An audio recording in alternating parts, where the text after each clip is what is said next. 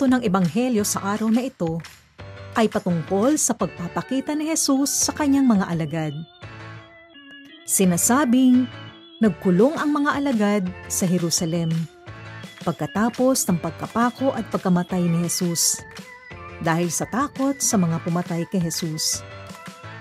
Sa kanilang pinagtatago ang silid, habang sila ay nagkakatipon, dumating sa gitna nila si Jesus at ipinagkaloob sa kanila ang kanyang kapayapaan. Kasunod nito ay ang pagsusugo sa mga alagad tulad ng pagsusugo ng Ama kay Jesus.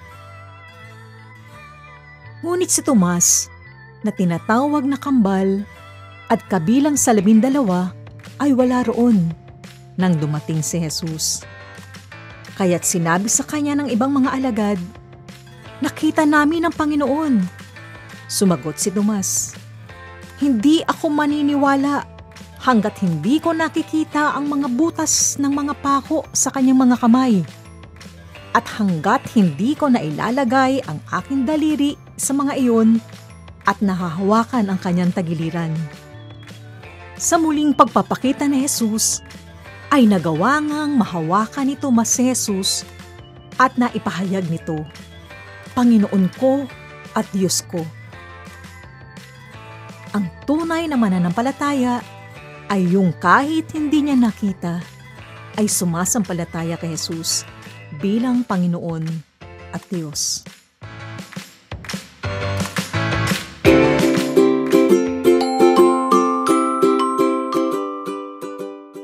Ang pananampalataya ayon sa Katesismo ng Iglesia Katolika ay isang pagsukong personal ng tao sa Diyos.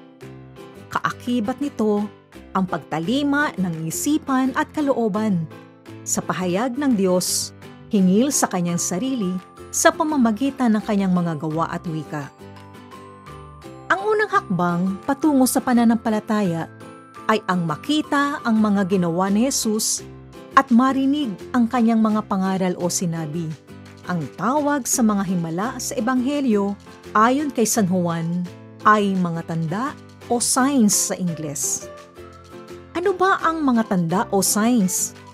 Ang mga tanda ay nagdadala sa atin sa mga bagay na dapat nating makita at nakahihimok ng ating reaksyon.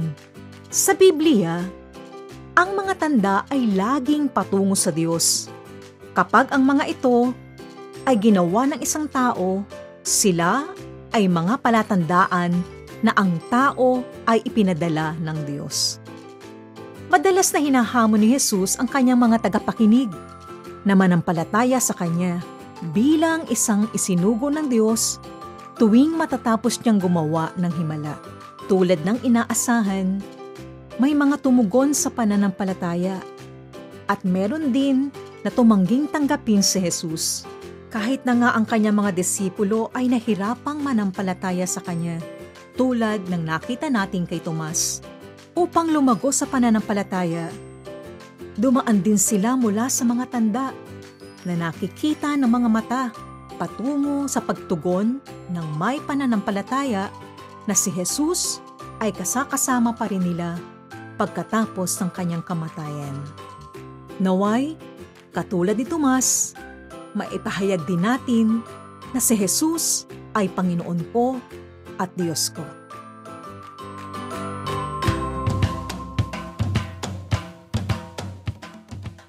Tayong komunidad ng mga Kristiyano ay nasa paglalakbay ng pananampalataya.